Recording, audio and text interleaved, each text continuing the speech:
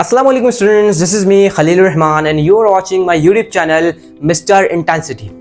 Well students, today we are going to learn the most interesting, the most requestable and the most important topic, stoichiometry. Stoichiometry. Stoichiometry. Stoichiometry.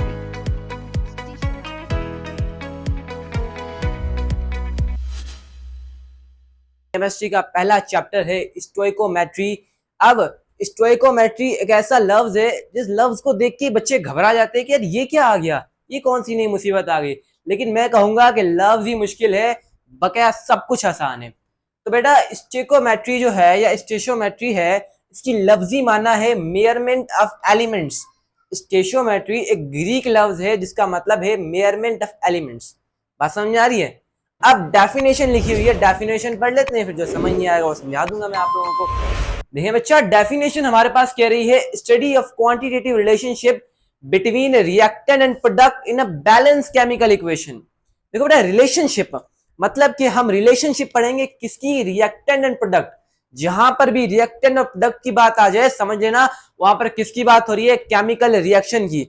और स्टोइचोमेट्री जब आप numericals करेंगे इसके, तो सबसे पहला काम होगा आपका इस इक्वेशन को बैलेंस करना, उनकी इक्वेशन को बैलेंस करना। मेरे भाई, जब तक आप इक्वेशन बैलेंस नहीं करोगे तब तक आपका जो आंसर है वो सही नहीं आएगा, फिर भले आप कुछ भी कर लो। The first thing you have to do in equations stoichiometry that you have to make equation balance. बात समझ में आ रही है? अब क्वांटिटेटिव रिलेशनशिप, क्वांटिटेटिव रिलेशनशिप का क्या मतलब है? क्वांटिटेटिव रिलेशनशिप का मतलब ये है कि हमें रिलेशनशिप देखा, रिलेशनशिप रिएक्टेंट प्रोडक्ट, मतलब रिएक्टेंट बताकर प्रोडक्ट हमें मालूम करना है कि हमें इसकी क्वांटिटी, क्वांटिटेटिव का मतलब यह है कि रिएक्टेंट की क्वांटिटी बताकर हमसे प्रोडक्ट की क्वांटिटी पूछेगा, या प्रोडक्ट की क्वांटिटी बताकर रिएक्टेंट की क्वांटिटी पूछेगा। इस रिलेशनशिप को हम क्या कहते हैं, स्टोइचोमेट्री। बात समझ में आ रही है? जैसे हमारे पास यहाँ पे मैंने रिएक्शन लिखा है कि A प्लस बी, क्या A और रिएक्टेंट दूसरा B रिएक्टेंट है, इन दोनों का केमिकल रिएक्शन चल रहा है, वो क्या प्रोड्यूस कर रहे हैं प्रोडक्ट में, C प्रोड्यूस कर रहे हैं। मैं कहूं कि भाई मुझे 10 मोल C के चाहिए, नहीं 10 मोल C के चाहिए, तो बताओ कितने मोल ऑफ A और कितने मोल ऑफ B रिक्वायर्ड होंगे। तो ये हम किसकी हेल्प से करेंगे, बाय द हेल्प ऑफ स्टोइचोमेट्री। एक और एग्जांपल लेता हूं आपको। मैं कहूं कि भाई अगर मैं इतने मोल ऑफ, फॉर सपोज मैंने आप लोगों को कह दिया कि मैं अगर 2 मोल ऑफ A को रिएक्ट करा रहा हूं 1 मोल ऑफ B से, तो बताओ कितने मोल C के प्रोड्यूस होंगे। तो ये सारी इक्वेशन हम किस में हल करेंगे, स्टोइचोमेट्री में। ओके, इतनी बात समझ में आ रही है? तो ये थी स्टोइचोमेट्री की लफ्जी माना, और उसकी डेफिनेशन मैंने आपको डिटेल में समझा दी है कि उसकी डेफिनेशन क्या कहती है। उम्मीद है आप लोगों को समझ में आ गया होगा कि स्टोइचोमेट्री क्या है। अब बेटा स्टोइचोमेट्री डेफिनेशन लफ्जी माना क्लियर हो गई आप लोगों को। अब न्यूमेरिकल्स इसके बाद हम करेंगे, लेकिन वो न्यूमेरिकल्स करने से पहले आपको कुछ बेसिक कॉन्सेप्ट क्लियर होने चाहिए। उम्मीद है आप लोगों को क्लियर होंगे, लेकिन फिर भी मैं रिवाइव करा लेता हूं आप लोगों को। सबसे पहली चीज आ रही है मोल।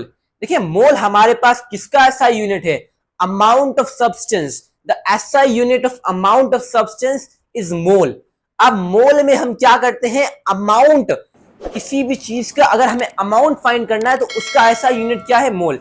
अगर हम अपनी डेली लाइफ में देखें तो हमारे पास एक यूनिट आता है दर्जन। तो हमारे पास एक दर्जन में कितने अमाउंट आते हैं, 12। कितने आते हैं हमारे पास, एक दर्जन में 12 अमाउंट आते हैं। वैसे ही एक मोल में, अब देखिए हम यहां पर केमिस्ट्री की बात करें, केमिकल रिएक्शंस की बात कर रहे हैं।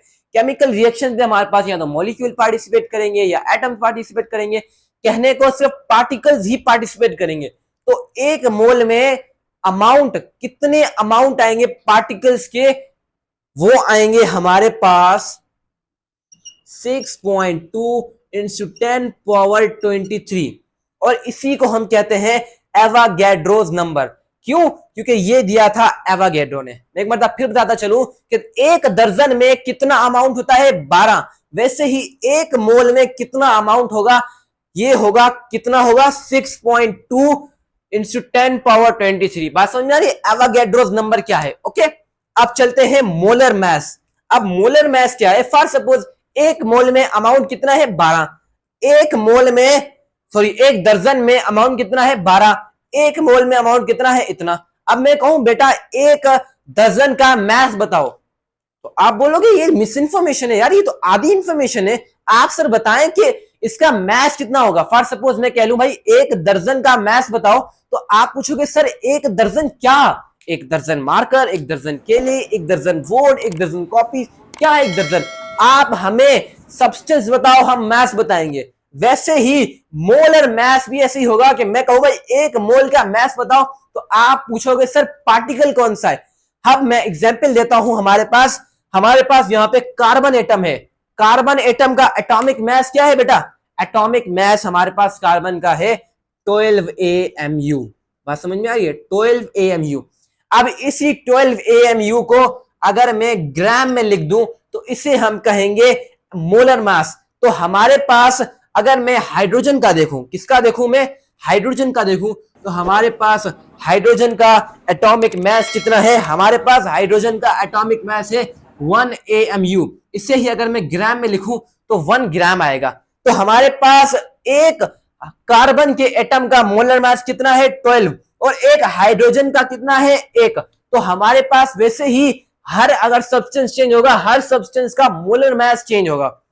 लास्ट चीज आती है मोलर वॉल्यूम। ये थोड़ी कॉम्प्लिकेटेड है, ये मैं उस एग्जांपल से नहीं समझा सकता दर्जन वाली, क्योंकि ये हमारे पास वॉल्यूम किसका होता है, लिक्विड का। बात समझ में आ रही है। अगर मैं देखूं वॉल्यूम, तो हमारे पास वॉल्यूम 8 STP। STP क्या है हमारे पास, बात समझ में आ रही है। STP हमारे पास है स्टैंडर्ड टेम्परेचर एंड प्रेशर। अब स्टैंडर्ड टेम्परेचर हमारे पास है कितना, स्टैंडर्ड टेम्परेचर है 0 डिग्री। बात समझ में आ रही है, 0 डिग्री हमारे पास स्टैंडर्ड टेम्परेचर है, और स्टैंडर्ड प्रेशर है हमारे पास 1 ATM, मतलब के 1 एटमॉस्फेरिक प्रेशर। तो 1 ATM और 0 डिग्री पर ये है STP कहलाता है इसे। इस STP पे हमारे पास 1 मोल किसके बराबर होगा, 1 मोल हमारे पास बराबर होगा 22.4 DM क्यूब। ओके, 1 मोल कितने मोलर वॉल्यूम के बराबर होगा, 22.4 DM क्यूब। अगर 2 होंगे तो फिर 44.8, अगर 3 होंगे तो फिर 67.2, अगर 4 होंगे तो फिर 89.6। हमने जो है वो बेसिक कॉन्सेप्ट भी क्लियर कर दिए, स्टोइकोमेट्री की डेफिनेशन भी पढ़ दी। अब हम पढ़ रहे हैं रिलेशनशिप्स। रिलेशनशिप्स हैं, आगे जब न्यूमेरिकल्स करेंगे तो हमें बड़े हेल्प आएंगे, हेल्प। याद करो स्टोइकोमेट्री की डेफिनेशन, जहां मैंने आपको बताया था कि हमें केमिकल रिएक्शंस में क्वांटिटी देकर एक क्वांटिटी पूछेगा। बात समझा रही, क्वांटिटी देकर क्वांटिटी पूछेगा क्वांटिटेटिव रिलेशनशिप्स में। बात समझा रही है।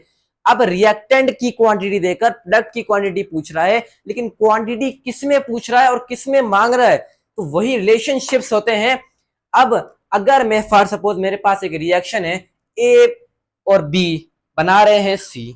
अगर मैं बोलूं भाई ए के हमारे पास 32 ग्राम, अब ए रिएक्ट कर रहे हैं बी के साथ, तो बताओ कितने ग्राम सी के प्रोड्यूस होंगे। तो बात समझ आ रही है, जो गिवन डेटा है वो किस में है, ग्राम में।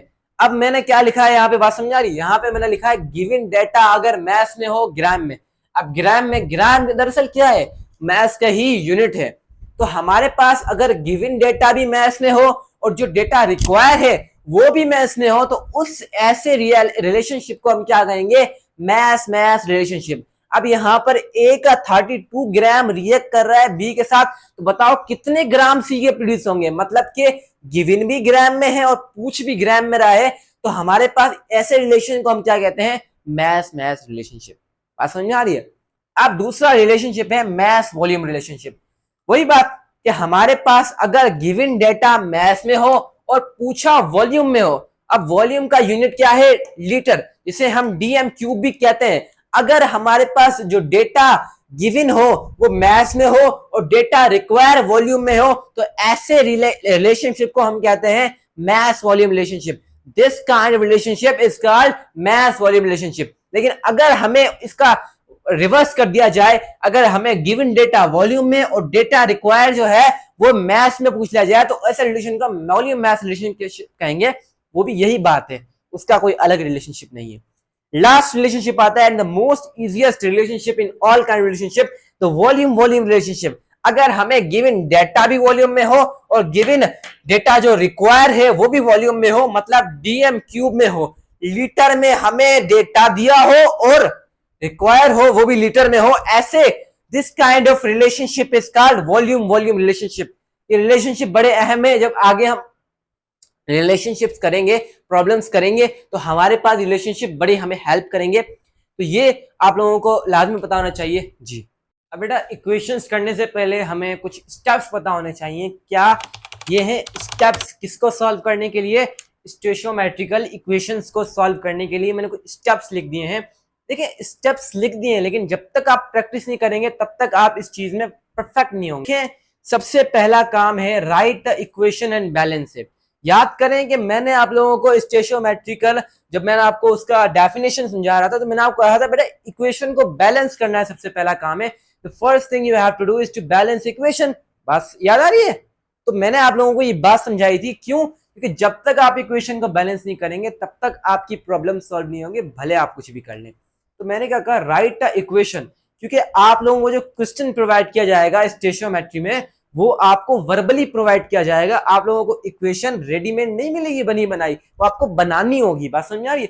आप लोगों को इक्वेशन बना दी और उसको बैलेंस करना है। बैलेंस कैसे करना है? मैंने यहाँ पे इक्वेशन लिखी है जहां पे डाई हाइड्रोजन डाई ऑक्सीजन के साथ रिएक्ट करके ऑक्सीजन का मॉलिक्यूल बना रही है। अब मैं इस इक्वेशन को बैलेंस करूं, इस इक्वेशन को मैं कैसे बैलेंस करूंगा? इधर मैंने 2 लगा दिया और मैंने इधर भी 2 लगा दिया, ये इक्वेशन बैलेंस होगी हमारी।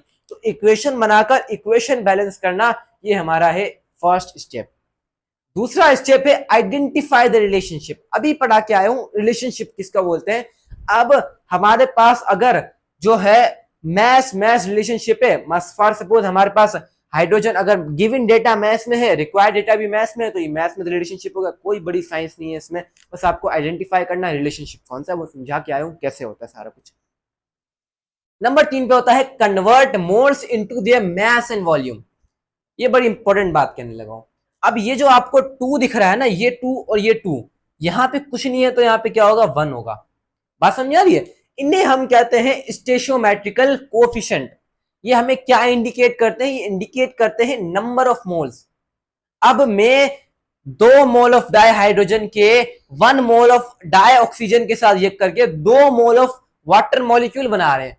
तो ये हमें क्या करना है? हमें अगर मैस रिलेशनशिप है, तो हमें गिवन डेटा किसमें? मैस में। तो हमें मोल को किसमें चेंज करना होगा? मैस में। अगर रिक्वायर्ड डेटा जो है वो भी मैस में है, तो उनके मोल्स को भी मैस में चेंज करना होगा। अगर वॉल्यूम में है तो फिर मोल्स को वॉल्यूम में चेंज करना होगा। और ये कैसे करते हैं मैं सिखा के आया हूं, ठीक है। अगर मैं कहूं कि भाई ऑक्सीजन के हमारे पास 2 मोल हैं, तो 2 मोल है, तो ऑक्सीजन के 2 मोल का हमारे पास कितना होगा? हमारे पास हो जाएगा इनका 4 ग्राम। बात समझा रही? इनका मोलर मास कितना हो जाएगा? 4 ग्राम। और ऑक्सीजन देखें तो ऑक्सीजन के 1 मोल का हमारे पास जो मोलर मास होगा वो 18 होगा, और 2 का हो जाएगा 32 ग्राम। तो ये इतना आसान है मोल्स को कन्वर्ट करना उनके मास में और वॉल्यूम में। बात समझ आ रही है? तो अब मैं आपको लास्ट पॉइंट सिखाने वाला हूं, यूज द रेशियो फॉर्मूला। अभी रेशियो फॉर्मूला क्या है ये आप लोग क्लास 6 to 8 की मैथ में पढ़ के आए, कोई इतना कॉम्प्लिकेटेड नहीं है। स्टेशोमेट्रिकल इक्वेशन असल में मैथ ही है, और मैथ में आपको एक तरीके नहीं बहुत तरीके मिल जाएंगे। इन इक्वेशंस को हल करने के आपके बहुत तरीके हैं, लेकिन सबसे ज्यादा इजी तरीका है रेशियो फॉर्मूला। तो चलें अब करते हैं हम लोग इक्वेशंस। चलें अब इक्वेशन सॉल्व करते हैं। पहला क्वेश्चन है हमारे पास, if we combust 32 gram of methane then how many gram of CO2 will produce. अब हमें क्या है, मीथेन का क्वांटिटी बताकर CO2 की क्वांटिटी पूछी है, तो इसे हम स्टेशोमेट्री कहते हैं। बात समझ में आ रही है? मैं आपको बार बार वो चीज याद दिला रहा हूँ। तो मैंने याद करें स्टेप्स में बताया था कि पहला काम है आपका इक्वेशन बनाना, क्योंकि ये वर्बली इक्वेशन बनी नहीं मेरी। सबसे पहला काम है इक्वेशन बनाना। चले इक्वेशन बनाते हैं। इक्वेशन ये है कि मीथेन को कंबस्ट कर रहे हैं। बात समझ आ रही है? कंबस्शन के लिए हमारे पास एक्सिस एयर का होना लाजमी है, ऑक्सीजन का होना लाजमी है। अब एक बात जो बड़ी बेसिक है, कभी भी हम हाइड्रोकार्बन को कंबस्ट करते हैं तो प्रोडक्ट में हमारे पास हमेशा क्या प्रोड्यूस होता है? CO2, और साथ साथ हमारे पास प्रोड्यूस होता है वाटर। बात समझ में आ रही है कि जब भी हम किसी हाइड्रोकार्बन को कंबस्ट करते हैं तो हमारे पास क्या प्रोड्यूस होता है? CO2 और वाटर। अब मैंने क्या कहा था? इक्वेशन को बैलेंस करना है। चले इक्वेशन को बैलेंस करते हैं। ये हो गई हमारी इक्वेशन बैलेंस, ठीक है। इक्वेशन बन गई, इक्वेशन बैलेंस हो गई। बात समझ आ रही है? अब सेकंड स्टेप हमारे पास क्या था कि आइडेंटिफाई द रिलेशनशिप। अब देखो बेटा, जो हमें मीथेन पूछा है, क्या पूछा है इन्होंने, मीथेन पूछा, मीथेन दिया है, सॉरी मीथेन दिया है, वो किस में दिया है, ग्राम में, मतलब में मैस में दिया, और पूछा क्या है, CO2, वो किस में दिया, वो किस में पूछा है, ग्राम में। तो ये रिलेशनशिप कौन सा हुआ, मैस मैस रिलेशनशिप। ओके, अब इनके भी, इसका भी एक मोल है, इसका भी एक मोल है, अब इनके मोल को क्या रिलेशनशिप है, मैस मैस रिलेशनशिप है, तो इनको हमें किस में चेंज करना होगा, इनके मोलर मैस में चेंज करना होगा। बात समझ आ रही है। चले, अगर मैं मीथेन का मोलर मैस देखूं तो हमारे पास कितना होगा, 16 ग्राम। बात समझ आ रही है।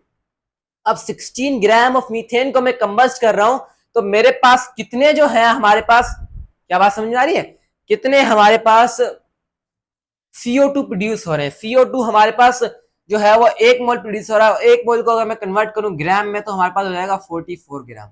मतलब कि अगर हम 16 ग्राम ऑफ मीथेन को कंबस्ट कर रहे हैं तो हमारे पास 14 ग्राम ऑफ जो है CO2 प्रोड्यूस हो रहा है। अब ये लास्ट स्टेप में हल कर रहा हूं कि मैं अभी लास्ट स्टेप हल करने लगा हूं, मैंने कहा मोल्स को उसमें चेंज कर लो, मैंने कर लिया।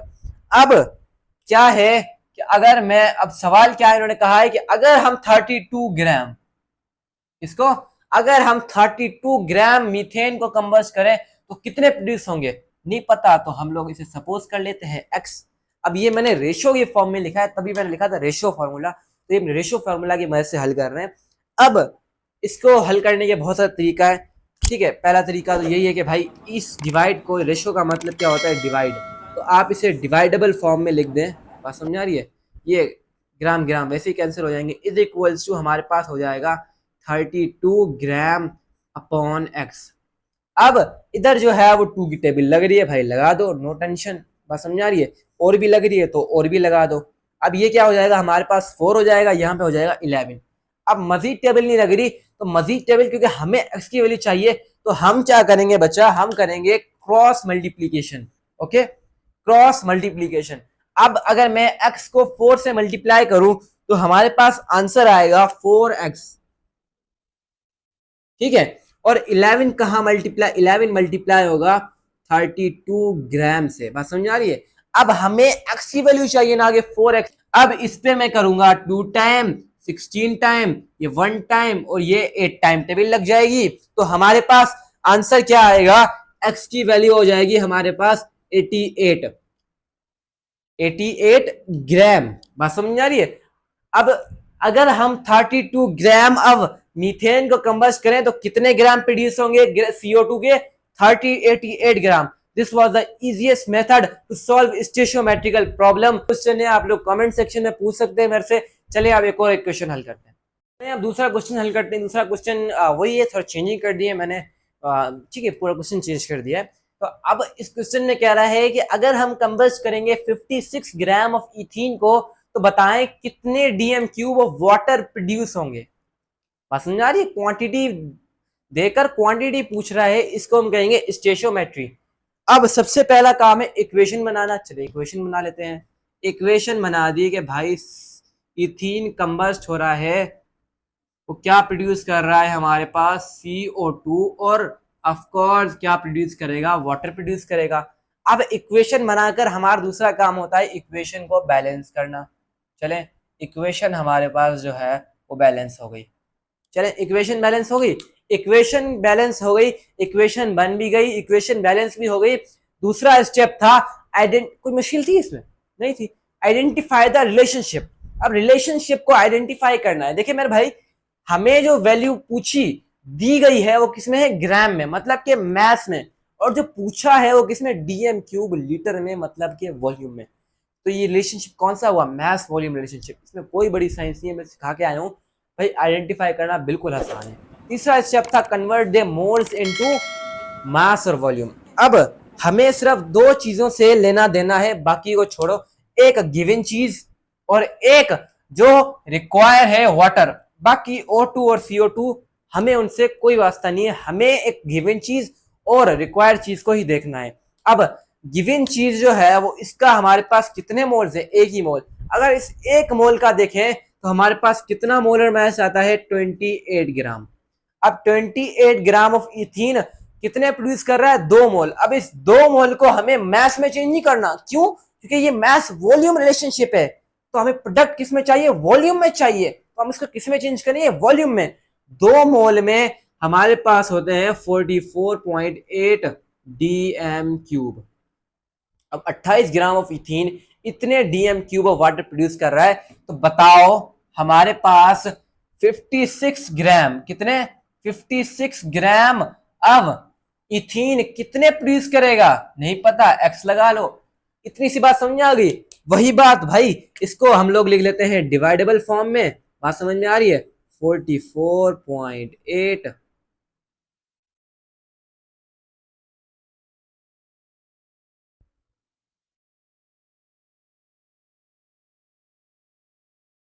ओके। अब हम इसको क्या कर देंगे? क्रॉस मल्टीप्लीकेशन, क्योंकि डायरेक्ट टेबल लग नहीं रही। अब अगर इसको क्रॉस मल्टीप्लाई करें तो 28 ग्राम बराबर हो जाएगा हमारे पास, ठीक है, एक्स को डिवाइड कर रहे हैं, बात समझ में आ रही है? 56 ग्राम को अगर हम मल्टीप्लाई करें 44.8 डीएम क्यूब से, ठीक है, यहाँ पे डीएम क्यूब भी है। अब हमें एक्स की वैल्यू चाहिए, ना कि 28 ग्राम एक्स की, तो हम दोनों साइड इसको मल्टीप्लाई कर देंगे और यहाँ पर भी हम इसे ऐसे करके ऐसे मल्टीप्लाई कर देंगे। ये इससे कैंसिल हो जाएगा, इस पे ये 1 टाइम टेबल लगेगी, इस पे ये 2 टाइम टेबल लगेगी। बात समझ में आ रही है? आंसर हमारे पास, द आंसर विल बी 9.6, ठीक है। बात समझ आ रही है? 56 ग्राम ऑफ इथीन को अगर हम कंबस्ट करें तो हमारे पास कितने मोल कन्वर्ट होंगे? तो वो होंगे हमारे पास 89.6। कितने होंगे? 89.6। तो ये इतने आसान से रिलेशनशिप हैं। उम्मीद है आज की वीडियो आपको समझ में आई होगी। आप लोगों में स्टेशियोमेट्री की डेफिनेशन, उसकी लफ्जी माना, उसके बाद कुछ बेसिक कॉन्सेप्ट, रिलेशनशिप्स, और आप लोगों को 2 सवाल भी हल कराएं।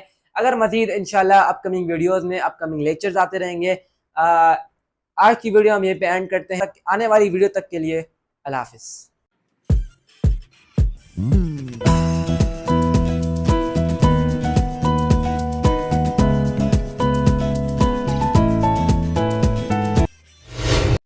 Thanks for watching. For more videos, visit our YouTube channel Mr. Intensity and don't forget to subscribe it.